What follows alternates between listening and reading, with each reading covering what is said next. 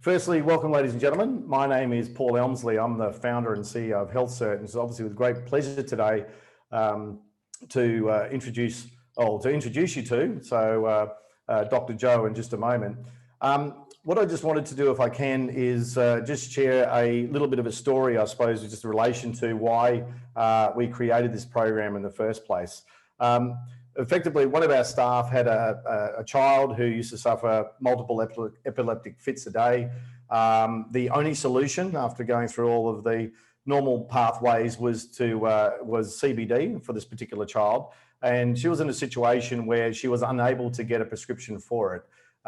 Then had to source it, obviously, from other channels. And when she went into the hospital to provide some relief for her child who was completely distressed, one of the nurses in the hospital basically said she was going to report her to the police as a result of. And I think it really just sort of demonstrated once again that, you know, the medicinal value. I mean, she had tried everything else, and this was the product that definitely helped her child, but unfortunately was unable to access it because basically of lack of doctors who had the skills and knowledge in this particular area.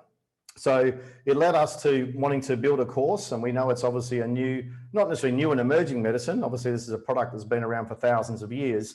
And like I said, we're very excited to have built and developed the first university-reviewed course and CPD-accredited course in medicinal cannabis, which we'll touch on a bit later. But more importantly, I'd like to give you an introduction to Dr. Joe, who's going to be doing our presentation today. So Joe's a doctor based in WA. He's a doctor, author, speaker, media presenter, and health industry consultant. And Joe wants you to be healthy and get the most out of life. He writes for numerous medical and mainstream publications, is a regular on radio and television, and he's often called to give opinions in medico-legal cases, is the clinical editor of the Medicinal Forum magazine, and adjunct professor of teaching at UWA, and a lecturer at the Curtin Medical School. He's the medical advisor to medicinal cannabis company Little Green Pharma, which also is based in Perth, and the chairman of the Australian Tobacco Harm Reduction Association. He's self-published 2 books, Dr. Joe's DIY Guide to Health and the 60 Minutes to Better Health, and maintains a website and blog with health information and commentary. He's previously held senior positions at the AMA and sat on numerous industry and government boards, and has an extensive corporate experience in setting up and management of medical centres and helping businesses maintain a healthy workforce. Through all of this, he continues to see his patients as well every week. So I'll introduce you to Dr. Joe in just a moment, but I'll just go through a little bit of housekeeping if I can. Effectively, we are recording the session today, and you'll be sent back or be able to access this content in the HealthCert community portal. So if you want to share it with your colleagues or go back and review it afterwards, you're more than welcome to. Now, we do have a number of questions that have been submitted in advance. But if you look down the very bottom of your Zoom page, you'll see a little Q&A panel. And if you go to that Q&A panel and type in any questions you have, at the end of this session, I'm then going to be going through a Q&A session with Dr. Joe. So effectively, it's a 15 to 20 minute presentation, then with a 10 or so minute Q&A session as well. And if you've got any other questions outside of that, please don't hesitate to get in contact with our education advisors who can also provide you with any assistance that you would like to have. So on that note, Joe, I'd like to throw over to you, please. Look, thanks very much, Paul. Thanks for that introduction. And look, thank you to everybody and to HealthCert for putting this course together. And thanks for everybody coming on the call today and welcome along. So I've got a fair bit to get through in a relatively short space of time. I just need to put up my own disclosures first. Yes, as Paul mentioned, I'm medical consultant to Little Green Pharma, which is a Perth-based medicinal cannabis company. I was the first to produce medicinal cannabis in Australia. I'm on the board of Arthritis WA, as Paul mentioned, chairman of Australian Tobacco Harm Reduction Association, clinical editor at Medical Forum, and I'm state medical consultant to IPN Medical Centres. All right. Medicinal cannabis is new in Australia, but it's been used in North America for a quarter of a century. And Justin Sinclair from the University of Sydney went back and looked and found that its usage dates back 5,000 years. It was legal, and this is surprising, and I didn't find this out until I entered the space, that it actually had been legally used until the early 20th century. And if you see there, forerunners of today, some major pharmaceutical groups such as Pfizer and Eli Lilly had cannabis products that were used and prescribed by doctors until the early 20th century. And then there was a change. Now, this next slide is, I have to forewarn people, it's a little bit confronting, but it is historically accurate and reflects testimony given to Congress in the 1930s by Harry J. Anslinger, who, as you see there, was the Commissioner for the Federal Bureau of Narcotics, which is the forerunner of today's DEA in America. And he was a contemporary of J. Edgar Hoover. Most people have probably heard of J. Edgar Hoover, the head of the FBI. Anslinger was his contemporary. He came from a prohibition background. In the early 30s, prohibition of alcohol was ending. And some people have suggested that people from a prohibition background, rather than being unemployed, wanted to prohibit something else. So we sort of accept that marijuana and cannabis, and even the name marijuana was coined by Anslinger to make cannabis sound Mexican rather than American. So, 80 years later, not that much has changed. So I think it's important to understand that what we understand about cannabis today probably reflects ideas from the 20s and 30s, but are inconsistent with the rest of history. So it's new, but it's not new. There are some myths, and one thing that's interesting in medicine and maybe in other areas of life too, is we reach a stage where we just accept what we're told because that must be the case because that's what they tell us. And we don't go back and say, well, how do we know this to be true? So we're told that cannabis is this really dangerous substance. And you can see there on this list, 1 to 6, alcohol is the yellow one, 1 to 10. Essentially, that's saying one, for example, of alcohol, if 3 or 4 drinks gets you sort of maybe a bit happier than you should be, and you certainly shouldn't drive afterwards, then 10 times that amount may be lethal. So if we look at cocaine, it's 1 to 15. If we look at caffeine, it's 1 to 50. I mean, caffeine is not a particularly lethal substance. Cannabis is 1 to 20,000. So it's estimated you'd need to consume about 20 kilograms of cannabis to, basically kill yourself. So you can imagine there are some practical considerations there. So it is not a dangerous substance compared to, for example, opiates and other medications that we use in medicine. It is certainly not dangerous. And we're also told that it's addictive. And I think it's important to say that if people smoke a lot of high THC, and we'll get to the different cannabinoids through the presentation, a lot of high THC cannabis over an extended period of time, then yes, they can and do become addicted to it. And that is absolutely not a good thing. However, if we compare cannabis to, for example, caffeine, we've got alcohol over here and tobacco. And this work has been done in the UK, and I've got to thank Medicinal Cannabis Research Australia for the use of that slide in the previous one. It's just not that addictive. And certainly in a medical sense and in a controlled sense, people are not going to become addicted to it. I mean, they could try. It would become very expensive and really quite difficult to do. So once again, nobody's going to say that if used incorrectly, particularly inhaled, that it may not be a problem, but absolutely, when used medically, the risk of dependence is much lower and much lower than benzodiazepines and some of the other medications that we use. So it just gives us a little bit of background and perspective. Most medications are a single patented molecule. Medicinal cannabis is not a single patented molecule. It does come from a plant, and there are thought to be over 500 potentially bioactive components. Now, we don't have to know about all of those, and there are 2 main active ones, which is CBD, cannabidiol, and THC, tetrahydrocannabinol, delta-9 tetrahydrocannabinol to be precise.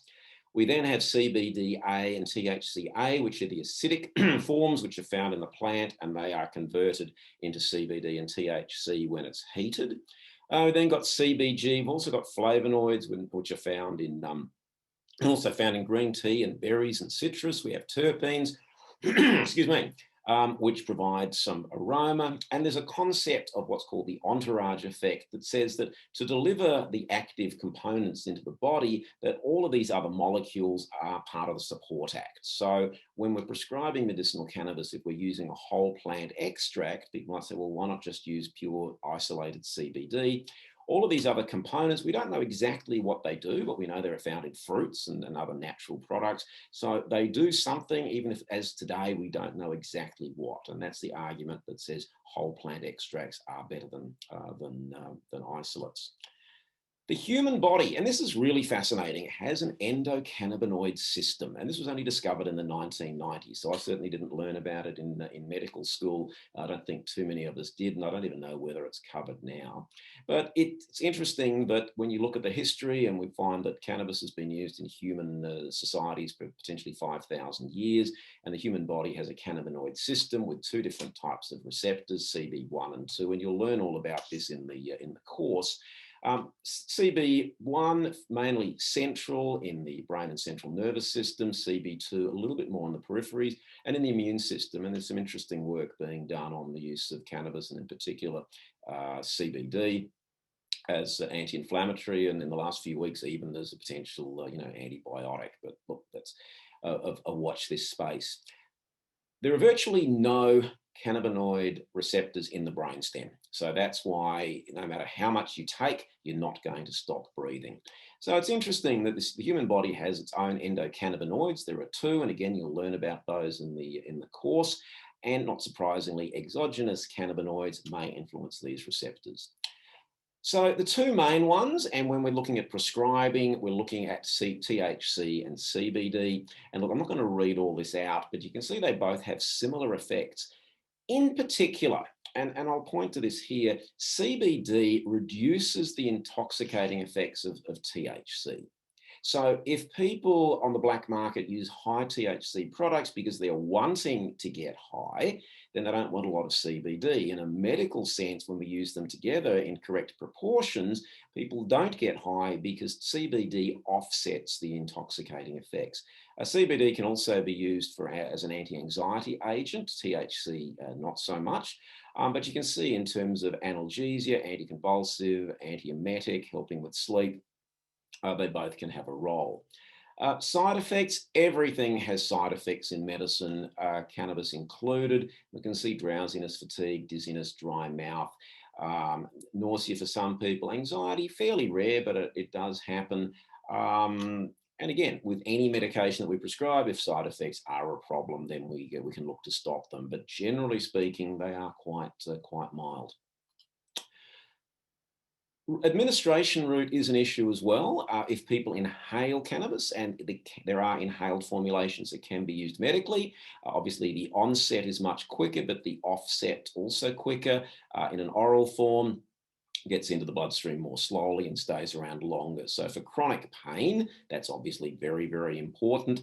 For example, in chemotherapy-induced nausea or vomiting, where you might not want to be swallowing oil and you want a reasonably quick effect, then inhaled may be better. And there's a role for both, and there's absolutely no right or wrong.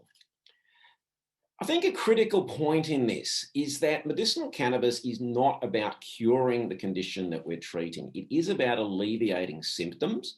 And some people get a very dramatic response. Not everybody, as with all medications. Usually the side effects are mild, and it's about improving quality of life. Now, some people, some of the early adopters in medicinal cannabis have looked at their use of it and found that a medication, which is medicinal cannabis, that may help with pain, with sleep, and with anxiety, potentially can reduce polypharmacy. So some people may find that instead of being on a number of medications, they may, and you certainly don't stop the other medications at the start. And again, you'll learn about this in the course. But you can potentially reduce polypharmacy. And it's very, very much big picture. It's about treating the whole human being, which is ultimately where general practice sits. We're not just treating a body part or a body organ. We're really looking at the quality of life for the whole person. So where is it mainly used? Look, chronic pain, and in particular neuropathic pain, Again, you can read this, I'm not sure I read them all out. Palliative care and cancer symptoms, and that includes pain, but also nausea and vomiting. Chemo-induced nausea and vomiting, post-traumatic stress disorder, some interesting work in America on that, anxiety, insomnia, fibromyalgia, MS, some forms of epilepsy, as Paul mentioned at the start. The TGA says that it has approved use of medicinal cannabis in over 130 different conditions. Now, obviously, chronic pain will account for a lot of those, and whether it's osteoarthritis or rheumatoid arthritis or psoriatic arthritis or post-herpetic neuralgia, it's still all chronic pain. So this is some data from 2019. This came from a Senate inquiry. And again, we can see pain right up the top there, cancer-related symptoms. Some of those will include pain, anxiety, PTSD, sleep. I would suspect that those numbers are changing a little bit. My personal experience is I'm seeing more people for anxiety and insomnia where we can use CBD, but chronic pain is still certainly the most common indication. Now, this is a little bugbear of mine, so indulge me for a moment or two. You'll hear people say there is no evidence for medicinal cannabis. There is evidence. There's quite strong evidence. This is from the European Journal of Internal Medicine. It's not an industry-sponsored publication. It's not from a particular company. There are, in this particular paper, 83 different references, and I don't put that up suggesting you go and read them all, but just to say that this one paper had 83 references. Carolyn McCullum, a Canadian, Ethan Russo, an Israeli researcher, and obviously Canada has been using medicinal cannabis for 20 years, and Israel a similar period of time. So there is evidence. This is from the United States, and again, they found a similar conclusion to the McCullum-Russo paper. This is from the National Academies of Science, Engineering, and Medicine. So this is a federal US body, again, not industry sponsored, and they also found that it's useful in chronic pain, nausea, and all the the conditions that we mentioned previously. So there is evidence. This is from the Cochrane collaboration. Cannabis-based medicines for chronic neuropathic pain. All cannabis-based medicines were better than placebo for outcomes, substantial and moderate pain relief, and global improvement. So again, doesn't mean that it works equally well for everybody. Nothing does. But it does show that there is evidence. So people might argue the toss on evidence, but when people say to you there's no evidence to use medicinal cannabis, there is. They might not like it, they might not accept it, but it is there, and it's actually quite strong. People are using it in Australia. This is the figures up to the end of January, and I'll just put all this in so you can see. In 2018, there was a total of 2,500 approvals through the SASB scheme, which is the main way of prescribing in Australia. And we're now running at around about 6,000 per month. There've been over 93,000 approvals to date. Now, approvals is not the same as number of people, because approvals might last a year and then need to be renewed. And some people who have been on it may no longer be on it for a variety of reasons, including in palliative care. They may no longer be with us. So there certainly is increased interest, both from patients and from doctors. There are two overarching requirements in prescribing, and number one is a condition where medicinal cannabis may be of benefit. Now, when you go into the TGA portal, and you can all register an account by going to the TGA portal, it has a drop-down menu. So whether it's chronic pain or anxiety or dementia, there's a long list. You select from the drop-down menu. And if there isn't in there, you can still put it in. Number two is that other treatments have failed or caused unacceptable side effects. There's no set number, so you don't have to have been on every medication available, and there's no particular level of side effect that needs to be reached. But classically with chronic pain, anti-inflammatories have upset the gut, opiates have caused problems, pregabalin may be disagreeable. If they've been on a few medications and it hasn't helped, then that is sufficient. So we've gone through a lot of information fairly quickly, and I'm very conscious of time. So it is about unlocking the knowledge. And this is where the online professional diploma program in medicinal cannabis comes in. And as Paul said, this is now open and taking registrations. So what I'll get onto here are the topics that are covered in this course, and there are 8 modules. So introduction to the endocannabinoid system. So we touched on that earlier. And again, its existence and the number of roles that it has is really, really fascinating for those who are a little bit that way inclined. And for others, it's good to know about it, even if you don't feel the need to know all the ins and outs. Exploring THC and CBD, again, as the 2 key cannabinoids, and what are their roles, and how do we select which formulation to use? And then there are a number of different formulations with right through from CBD without THC, right the way through to fairly high THC. Routes of administration, side effects and contraindications. And there are some people, as with all medications, where we shouldn't be using medicinal cannabis, and you'll learn about that. Patient cases and basic ailments. So these are the sort of cases, the sort of people who will be coming into your surgeries, who will be saying, look, I'm still in pain. I've been on these medications. Could medicinal cannabis help me? History of cannabis and medical acceptance, and that's an interesting story. Around the world, there is increasing acceptance and interest in medicinal cannabis. Germany, UK, Czech Republic, 47 out of 50 states in the United States, notwithstanding cannabis is illegal federally, 47 states have some form of cannabis legalized, from just CBD right the way through to recreational, which is obviously a completely different beast. But the history is interesting, and Canada, obviously, some South American countries, New Zealand, Thailand. Thailand now has a medicinal cannabis program, and remember, people would be, basically put to death in Thailand for use of cannabis some years ago. Portugal as well. The list is growing and increasing. France, just literally in the last month, has announced the beginnings of its medicinal cannabis program. Chronic pain, that warrants a module of itself because it's the biggest use. Anxiety, insomnia, and depression, and then cancer treatment. So again, it covers really the key basics for you to have a start and some confidence about the use of medicinal cannabis, and including the history and the evidence base. So look, I am conscious of time, so I will leave it there and be very happy to take questions, Paul.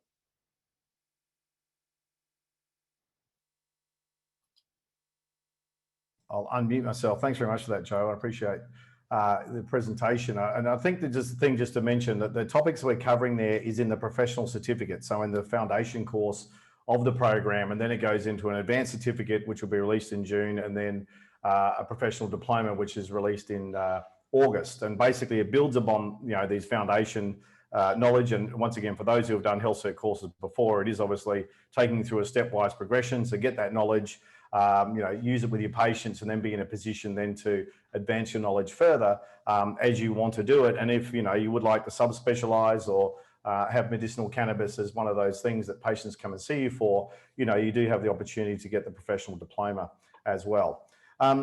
So thanks for that, Joe. So I do have a number of questions now. I'll be honest in saying we have many, many questions, and we are not going to have time to do them all. But we have got Joe to agree to go through and answer them, and we will actually then send you the answers to all the questions that we can do as part of that as well.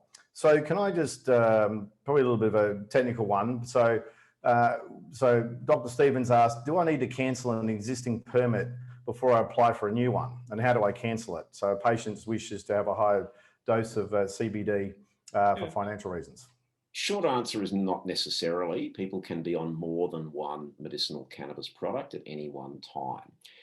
Some states have restrictions about the amount of THC that can be taken per day, and in particular, that applies in Western Australia. But you can be on multiple medicinal cannabis products at one time, provided the total daily amount of THC does not exceed the specific state limits, and different states have different limits for that, and it's subject to change. But no, it doesn't necessarily have to be cancelled. Okay. I've had this question a couple of times. CBD safe in pregnancy? Okay, so it's not been tested in pregnancy. So no, one of the contraindications would be pregnancy, seeking to get pregnant, and breastfeeding. Now, there's certainly nothing that says that it's toxic or poisonous, but it's not been trialed, so therefore is not to be used in pregnancy.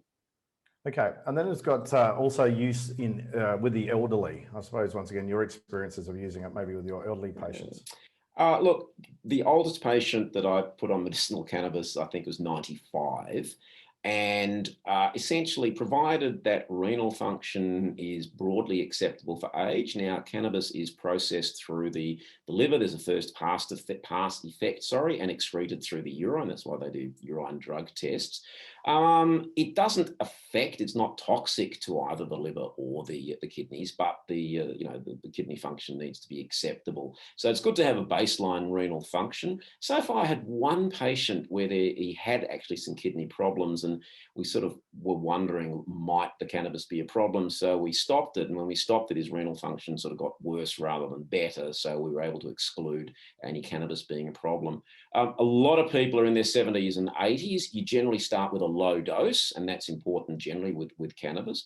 But and some of them respond to a fairly low dose too. So no. Pregnancy, breastfeeding are contraindications. Florid psychosis is a contraindication. There aren't that many others. I mean, I think somebody on dialysis probably wouldn't be suitable, but elderly of itself, not a problem. And would you be able to cast light on how medicinal cannabis is going in the treatment of Tourette's? Look, I've got to say, personally, I haven't had much experience with that, but in a lot of neurological conditions, and Tourette's you've mentioned, certainly in autism spectrum and a lot of behavioural, and I suppose Tourette's sort of comes under that banner. Some get a very good response, some get a response, and others not that much. I'm not aware of a lot of research in Tourette's. It would certainly be where, as again, with all use of medicinal cannabis, if other approaches had failed, then it would be a trial, and we would probably use a higher CBD formulation. But again, depends on individual circumstances. Yeah, and Joe, could you give, I suppose some of the doctors ask around cost. I mean, what's sort of, maybe the more common, prescriptions you would have, you would prescribe, and sort of a range around that? Yeah, very good question. And the key is the cost per day, because particularly with the oil formulations, which are the most frequently used in Australia, a bottle of oil is going to be a fixed amount of money. And it's then how long will that bottle last you? And I would say for most people, the cost is going to be somewhere between $3 and $10 per day. If I had to pick an average, I'd probably say it's probably $7 or $8 a day, something in that broad order. Now, obviously, some people, if they're on a very low dose and doing well, they'll pay less, and some people, if they're at a higher dose, may pay more. There are a number of clinical trials underway at the moment, and in particular, if you don't mind, I'll put in a little plug. There's one that was launched by the University of Sydney called the Quest Initiative, and for people who are on that trial, they do get a reasonable subsidy on the cost of their medicinal cannabis. I think there are other trials ongoing as well. Excellent. And just so as requirements or implications regarding driving, there's obviously a couple of questions related to that. Yes, actually, it's interesting, Paul. I was literally on a teleconference earlier today with a retired magistrate in New South Wales, David Halperin. He basically retired from being a magistrate because he felt he could no longer, with good conscience, apply the laws as they were with driving with medicinal cannabis. If anybody is on a product which has THC, they are not legally allowed to drive. Now, what happens in the real world is a lot of people do run the gauntlet, and obviously they're not supposed to do that. But if you are picked, if a random drug test is done and people are found with THC in their system, regardless of whether there is any level of impairment, then they stand to potentially lose their license. If you're on a CBD product, there is no issue with driving.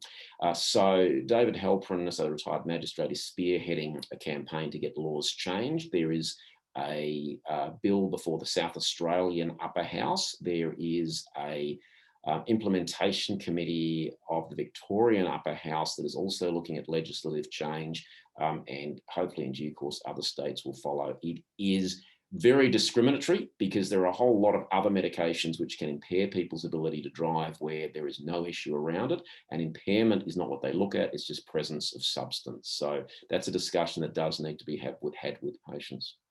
And is there anything you need to do to be able to actually become a cannabis prescriber, and maybe once again, the approved prescriber, and just maybe explain that to our audience? Yeah, look, the two forms are, and numbers I put up were for the SASB scheme, which, to be honest, for people who are starting would be the only way to go. And you put in each application as you go. And once you've done a few, look, it really does get quite a lot simpler, for the simple reason that the next application for chronic pain is very similar to the one before. The sort of medications they've been on. Look, without wanting to give away too many trade secrets, I have a Word document which I sort of use and copy and paste, and you don't have to change that many details. So the authorised prescriber scheme, and this is through SASB. When you're in the portal, do not use SASA. And I haven't got the time to go on the details, but it's all SASB. So authorised prescriber, is once you have a little bit of experience, then you can apply to become an authorised prescriber. There are certain requirements, including you need to have demonstrated that you have done some education. It goes through a committee. I think there's some ethics involved with that. There are now 180, I think, as of the end of last year, authorised prescribers in Australia. Quite a few of them are in the cannabis-based clinics. That number is up from 150 in October, so there is growing interest. Look, for all of the people on the call today, I would say by the time you're further down the track, if you're finding that you are doing more applications and you want to go down the authorised prescriber scheme, then look at it then. But I think that's a bridge to cross if you come to it. Personally, I haven't gone down that path because I don't find the SASB applications that difficult, but I will say that some people say it's a much better scheme, but absolutely only once you've got a little bit of experience under your belt. Yeah, and I think as we've seen, I mean, Joe, obviously with Greg Hunt, because it was quite an onerous process originally around obviously submitting the applications and the turnaround times, etc. And now they've, once again, the government's streamlined that. It is obviously state-based as well. There are some regulations, but I'm just conscious of the fact that the movement is towards making it easier, simpler for patients, because I suppose the key thing in all this, there are people out there who are seeking, once again, medicinal cannabis as a potential solution to their problems. The big challenge is finding a doctor who actually understands it and being able to do that. So I think that, once you have developed your skills and, to then make your patients aware, or the doctors in the practice, you have got the knowledge and or skills to be able to assist their patients so they can internally refer you within your practice. I think will make a big difference, because as I said, it is one of these things that the patient demand is far exceeding than what is the available, not saying supply, but obviously access to the clinicians that can help them with that. And this is obviously what I think is an important thing that we're just trying to help solve with this particular program as such. Now, Joe, we're 4 minutes over time. I mean, we do have a number of other questions. So Joe's been kind enough, as I said, to agree to answer those questions for you. So we will put that all together and send it back to you. And also you'll have access to this recording as well. But look, we're here to help. Very excited by, this particular program. It's a labour of love over quite a period of time, but to build the first, university reviewed and accredited program, for CPD is, something we're very happy to see. And Joe's, like I said, feature of it, and you'll be able to get to hear more of his dulcet tones. The program is completely online, so you can do it anytime as you wish. And as I said, with the advanced certificate and the professional diploma to be released a little bit later on this year.